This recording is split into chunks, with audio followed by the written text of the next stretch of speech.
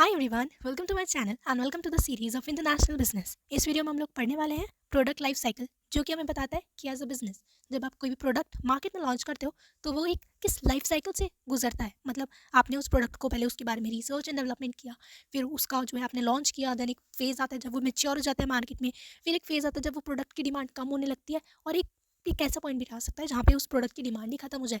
तो ये जो एक लाइफ होती है पूरे प्रोडक्ट की, उसको बोलते हैं प्रोडक्ट लाइफ साइकिल। अब इन डिफरेंट डिफरेंट फेज में किसी भी फेज में हमारा प्रोडक्ट हो सकता है, तो उस चीज़ को कैसे डील करना है वो भी हमें इस टॉपिक में पढ़ना होगा। So let's start with product life cycle. The product life cycle is a concept in marketing that describes the stages a product goes through from its introduction to its withdrawal from the market.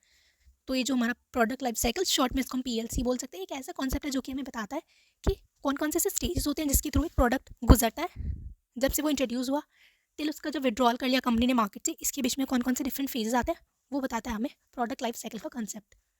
It helps businesses plan marketing strategies, pricing, product improvements and market positioning.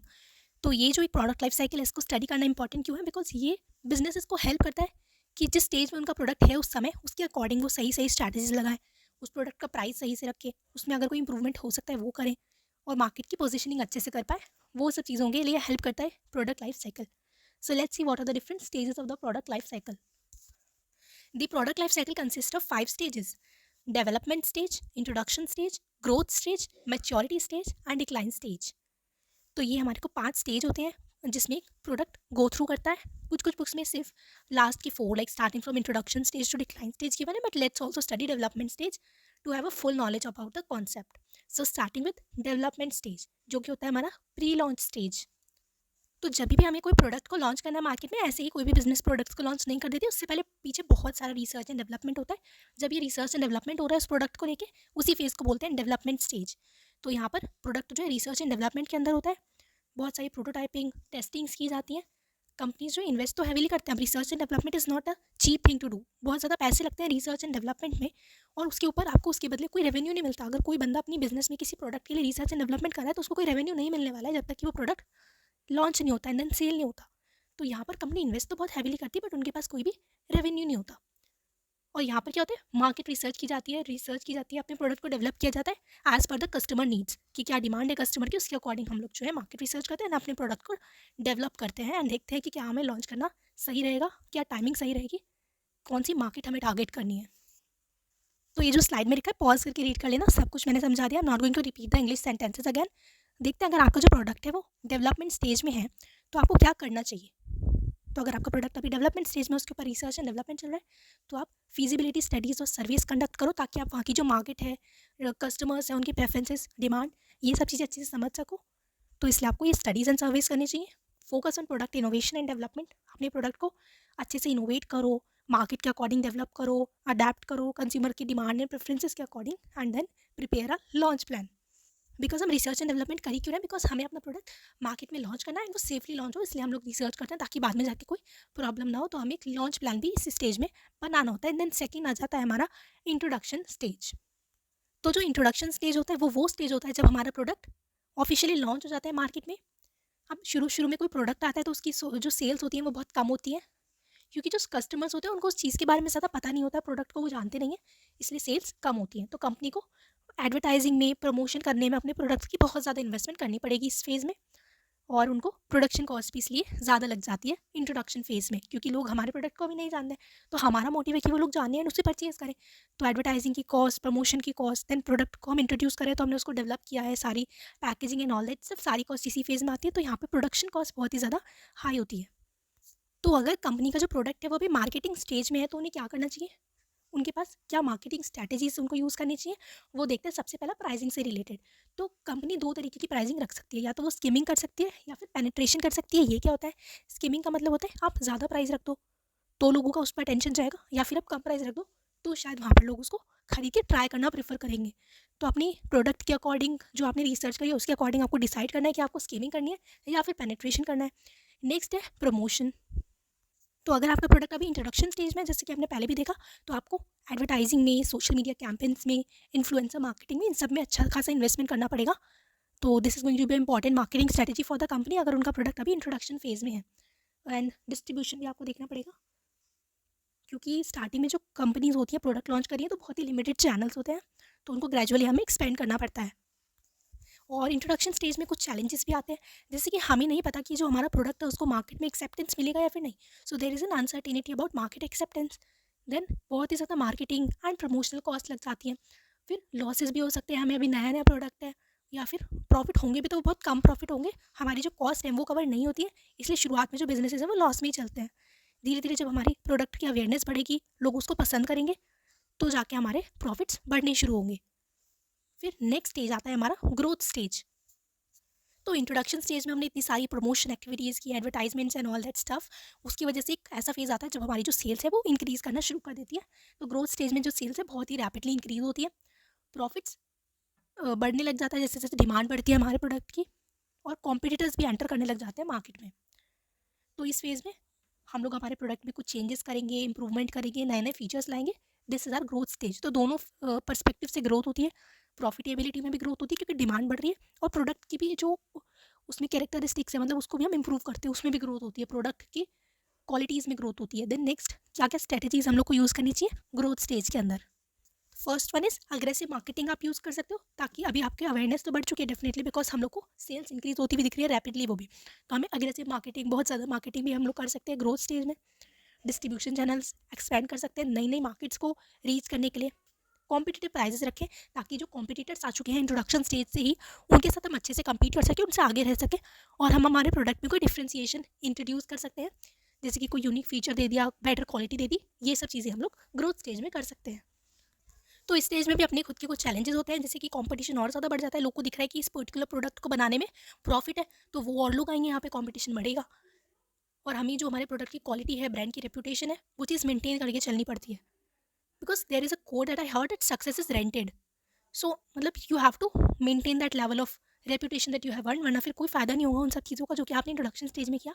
एक level आपको maintain करना पड़ेगा, वरना आपको फिर से आपको losses होने शुरू हो सकते हैं। So these are the challenges that a company can face in growth stage. फिर ग्रोथ स्टेज में आपकी जितनी भी ग्रोथ हो, बट एक ऐसा स्टेज आ जाता है प्रोडक्ट का जहाँ पे वो एक मेच्योरिटी की लेवल को अचीव कर लेता है, तो इसको बोलते हैं मेच्योरिटी स्टेज। यहाँ पर क्या होता है, सेल्स पीक, मतलब बिल्कुल अपने हाई पे सेल्स पहुँच चुकी है, और ग्रोथ जो है वो स्लो होने लग जाती है कि भाई इससे ज़्यादा ग्रोथ अब नहीं होगी, कम हो जाती है growth as compare to growth stage. Market saturation occurs, almost everyone जिसको उस प्रोडक्ट की ज़रूरत थी उनके पास वो ऑलरेडी है। ग्रोथ स्टेज में सब लोगों के पास वो प्रोडक्ट पहुंच चुका है, तो अब जो है मार्केट सेचुरेशन हो चुकी है, ग्रोथ थोड़ी कम हो चुकी है, इसको बोलते हैं मेच्योरिटी स्टेज। तो यहाँ पर फिर अब क्या शुरू हो जाता है, प्राइस वॉर, कि जो कम प्राइस में चीज़ों को बेच रहे हैं उसकी तरफ जो कंज्यूमर्स है वो शिफ्ट होने लग जाते हैं, क्योंकि यहाँ पर कंपटीशन बहुत ही इंटेंस होता है, और हो सकता है कि इसी चक्कर में हमारे जो प्रॉफिट मार्जिन है वो कम होने लग जाए, बिकॉज हमें भी कॉम्पीट करके चलना है, तो हमें भी हमारे प्राइसेस रिड्यूस करने पड़ सकते हैं। तो अगर कोई प्रोडक्ट मेच्योरिटी स्टेज में पहुंच चुका है, तो उनके लिए क्या एडवाइसेबल मार्केटिंग स्ट्रैटेजीज़ है, उनको कुछ लॉयल्टी प्रोग्राम्स बनाने चाहिए, जिससे कि वो अपने कस्टमर्स को रिटेन कर सके। मतलब आप अपने कस्टमर से कनेक्ट करके चलो, ताकि वो सिर्फ प्राइस की वजह से दूसरे कॉम्पिटिटर्स के प्रोडक्ट्स को प्रेफर ना करें। तो ये चीज़ आप करो। देन ब्रांड डिफ्रेंसिएशन पे फोकस करो, ताकि लोग आपके प्रोडक्ट को ही प्रेफर करें। इवन इफ अगर आपके कॉम्पिटिटर्स का प्राइस कम है, तो भी आपकी जो ब्रांड है वो इतनी स्ट्रांग होनी चाहिए कि आपके प्रोडक्ट को ही प्रेफर किया जाए। जैसे कि फेविकॉल है, अब कोई भी एडेसिव जो होते हैं, ग्लूज होते हैं, उनको कोई भी ग्लू नहीं बोलता है, everyone call them Fevicol. Even if वो फेविकॉल कंपनी का नहीं है, फिर भी वो शॉप पे जाके बोलेंगे कि हमें फेविकॉल चाहिए। तो इससे पता चलता है कि जो फेविकॉल है उसकी जो मार्केट, जो उसकी जो ब्रांडिंग है वो इतनी स्ट्रांग है। तो ये चीज़ कंपनीज को अडेप्ट करना चाहिए, ताकि जो लोग हैं वो उनके प्रोडक्ट को प्रेफर करें, और सिर्फ छोटे मोटे प्राइस चेंजेस की वजह से दूसरे प्रोडक्ट में शिफ्ट ना हो। फिर आप डिस्काउंट्स दो अपने कस्टमर्स को, प्रमोशंस करो, बंडलिंग करो सेल्स को मेंटेन करने के लिए। एंड साथ ही साथ आप दूसरी मार्केट्स को भी एक्सप्लोर कर सकते हो। इंडिया में आपका बिजनेस फैल चुका है, इंटरनेशनल मार्केट्स को एक्सप्लोर करो, दूसरे देशों में जाओ, डिफरेंट कस्टमर सेगमेंट्स को टारगेट करो, उनको समझने की कोशिश करो, और अपने प्रोडक्ट को वहाँ के अकॉर्डिंग अडाप्ट करके इंट्रोड्यूस करो। तो इस स्टेज में क्या चैलेंजेस आते हैं, पहला है डिफिकल्टी इन सस्टेनिंग ग्रोथ। तो आपने अराउंड ऐसे बहुत सारे लोग देखे होंगे जिनको ग्रोथ मिली तो, बट वो उस चीज़ को सस्टेन नहीं कर पाए, because achieving growth is easier than sustaining it. तो ग्रोथ आपने अचीव तो कर लिया, बट उसको आपको सस्टेन करना है, मेंटेन करनी है वो लॉयल्टी, वो क्वालिटी अपने प्रोडक्ट में, कस्टमर्स की लॉयल्टी, वो सब चीज़ें आपको मेंटेन करनी है, और ये चीज़ काफ़ी डिफिकल्ट होती है, ईजी नहीं होती है। तो ये एक चैलेंज हो जाता है। देन इंक्रीज प्राइस कॉम्पिटिशन बढ़ जाएगा, इतने सारे फर्म्स आ गए, प्राइस के बेसिस पे वो हमसे कम्पीट करेंगे, तो कोई ना कोई ऐसा फैक्टर तो होना चाहिए जो कि कस्टमर्स को हमारी तरफ लॉयल रखे, कि वो प्राइस की वजह से दूसरे ब्रांड्स पे शिफ्ट ना हो। And the last one is need for continuous innovation. ये भी एक चैलेंज होता है कि आपको कंटिन्यूसली इनोवेशन करते रहना पड़ेगा ताकि आप करंट जनरेशन के लिए रेलिवेंट रहो। फिर आ सकता है हमारा डिक्लाइन स्टेज। डिक्लाइन स्टेज में क्या होता है कि उस प्रोडक्ट की सेल्स, प्रॉफिट्स, कंपनी के सब कुछ डिक्लाइन होने लग जाते हैं क्योंकि जो प्रोडक्ट है उसकी पॉपुलैरिटी कम हो जाती है। हो सकता है कि कोई नई टेक्नोलॉजी आ गई है या फिर कोई हमारा कॉम्पिटिटर हमसे बेटर परफॉर्म कर रहा है, यानी कि हम लोग जो है हमारी क्वालिटी को मेंटेन नहीं कर पाए, हमने इनोवेशन अच्छे से नहीं किया, तो जो ऑल्टरनेटिव थे वो हमारे प्रोडक्ट से बेटर हो गए हैं, तो इसलिए हमारा प्रोडक्ट जो है वो रिप्लेस हो चुका है। इस स्टेज को बोलते हैं डिक्लाइन स्टेज। तो इस फेज़ में कंपनीज के पास दो ऑप्शन है। पहला ऑप्शन है कि उस प्रोडक्ट को डिसकंटिन्यू कर दो, बंद कर दो उस प्रोडक्ट को, और बाकी प्रोडक्ट्स में अगर आप डील कर रहे हो तो उन पे फोकस करो और इस प्रोडक्ट को डिसकंटिन्यू कर दो। और दूसरा है कि उसको री इन्वेंट करने का ट्राई करो कि अगर आप उसमें कोई अभी भी स्कोप है, इंप्रूवमेंट का होप है कि हमारे को वापस से प्रोडक्ट जो है चल जाएगा, उसको पॉपुलैरिटी वापस से मिल जाएगी, तो आप उसको री इन्वेंट भी कर सकते हो। इसकी क्या मार्केटिंग स्ट्रैटेजीज होती है? तो प्रोडक्ट जो हमारा है वो अभी डिक्लाइन स्टेज में, मतलब कस्टमर्स उसको ज़्यादा प्रेफर नहीं कर रहे हैं, तो अब हमें क्या करना चाहिए, हमें हमारी कॉस्ट कम कर देनी चाहिए क्योंकि वैसे लोग नहीं खरीद रहे हैं। और अगर हम उसकी कॉस्ट ज़्यादा करेंगे तो फिर इससे क्या होगा, प्राइस ज़्यादा होगा, और प्राइस ज़्यादा होगा तो फिर क्या होगा, कोई नहीं खरीदेगा। तो इससे क्या है कि हमें हमारी कॉस्ट कम करने की कोशिश करनी चाहिए। मार्केटिंग कॉस्ट कम करने की कोशिश करो, प्रोडक्शन कॉस्ट कम करने की कोशिश करो ताकि खर्चा कम लगे एटलीस्ट। देन डिसकंटिन्यू और फेज आउट द प्रोडक्ट, या तो प्रोडक्ट को सीधा सीधा बंद कर दो या फिर उसको धीरे धीरे करके फेज आउट करो, धीरे धीरे उसका प्रोडक्शन कम करो और फिर एट द एंड उसको खत्म कर दो, उसका प्रोडक्शन बंद कर दो। फिर तीसरी मार्केटिंग स्ट्रैटेजी है कि आप उसको रीब्रांड करो, मतलब दूसरी कंपनी का नाम जो है उससे उसको बेचो, उस प्रोडक्ट का नाम चेंज कर दो उसका, या फिर कोई नया वर्जन इंट्रोड्यूस करो, किसी ना किसी तरह का इनोवेशन करो, तो एक होप है कि वो प्रोडक्ट वापस से मार्केट में चल जाए। तो डिक्लाइन स्टेज में क्या चैलेंजेस होते हैं? इन्वेंट्री को मैनेज करना, कोई खरीद ही नहीं रहा है प्रोडक्ट को, इन्वेंट्री पड़ी है उसको कैसे मैनेज करें, जो लेफ्ट ओवर स्टॉक पड़ा है उसको, उसका क्या करना है, क्योंकि प्रोडक्ट तो अब हमें डिसकंटिन्यू करना है। और उससे पहले सबसे मुश्किल चैलेंज होता है डिसाइड करना कि प्रोडक्ट तो हमारा डिक्लाइन स्टेज में जा रहा है, पॉपुलैरिटी इसकी कम हो रही है, सेल्स कम हो रही है, प्रॉफिट कम हो रहा है, बट क्या हमें इसको रिवाइव करने के लिए और कोशिश करनी चाहिए कि नहीं, या फिर हमें इस प्रोडक्ट को डिसकंटिन्यू कर देना चाहिए। ये चीज़ डिसाइड करना अपने आप में एक बहुत बड़ा चैलेंज होता है। तो ये हो जाते हैं हमारे प्रोडक्ट लाइफ साइकिल के डिफरेंट स्टेजेस। तो इस वीडियो को खत्म करते हैं विद सम प्रैक्टिकल एग्जांपल, जैसे कि नोकिया था, नोकिया मोबाइल फ़ोन्स कितने ज़्यादा फेमस थे अर्ली 2000s में आई गेस, या फिर उससे पहले भी बहुत रैपिड ग्रोथ हुई थी उनकी उस समय। फिर वो मैच्योर्ड हुए, बट उन्होंने क्या किया, कोई इनोवेशन नहीं किया। इतने ज़्यादा स्मार्टफोन्स आ रहे थे, टेक्नोलॉजिकल इंप्रूवमेंट्स आ रहे थे, उन्होंने नहीं किया, तो इसलिए उनका डिक्लाइन हो गया, प्रोडक्ट गायब हो गया मार्केट में से। फिर एप्पल आईफोन्स की अगर हम बात करें, तो क्या एप्पल के आईफोन्स जो है मैच्योर नहीं होते हैं डेफिनेटली, जो पुराने मॉडल्स होते हैं वो आज की डेट में नहीं चलते, बट एप्पल ने क्या किया, इनोवेशन करता रहा, हर साल नए मॉडल्स इंट्रोड्यूस किए, कस्टमर्स की प्रेफरेंसेस को समझा, टेक्नोलॉजी को इम्प्रूव किया, इनोवेशन किया, तो इसलिए वो आज भी उतना ही रेलिवेंट है जितना वो पहले था। देन कोका कोला की अगर हम बात करें, तो ये भी बहुत ही काफ़ी पुरानी ब्रांड है और ये कंटिन्यूसली इनोवेशन मार्केटिंग में बहुत फोकस करती है, इसलिए ये ब्रांड अभी तक रेलिवेंट है। तो इससे हमें पता चलता है कि प्रोडक्ट लाइफ साइकिल में आपका जो प्रोडक्ट है वो किस स्टेज में है, पहली बात तो ये पता होना, एंड उसके अकॉर्डिंग जो रेलिवेंट सजेस्टेड स्टेप्स हैं जो कि आपको लेने चाहिए वो लेना बहुत ही इंपॉर्टेंट है, वरना आपकी जो प्रोडक्ट है वो नोकिया की तरह मार्केट से गायब भी हो सकता है। So starting product life cycle is very important, ताकि आप सही सही मार्केटिंग स्ट्रैटेजीज यूज़ कर सको, सही प्राइसिंग कर सको अपने प्रोडक्ट की, स्ट्रैटेजी प्लानिंग अच्छे से कर सको और मार्केट में कॉम्पिटिटिव रह सको, अपने प्रोडक्ट को सेव कर सको। बहुत ही ज़रूरी है प्रोडक्ट लाइफ साइकिल को स्टडी करना। This was all about product life cycle. If you want to study more such concepts and theories with me, then do subscribe the channel and comment down if you have any doubts. I'll surely reply to your comment. Thank you so much for watching this video and bye bye.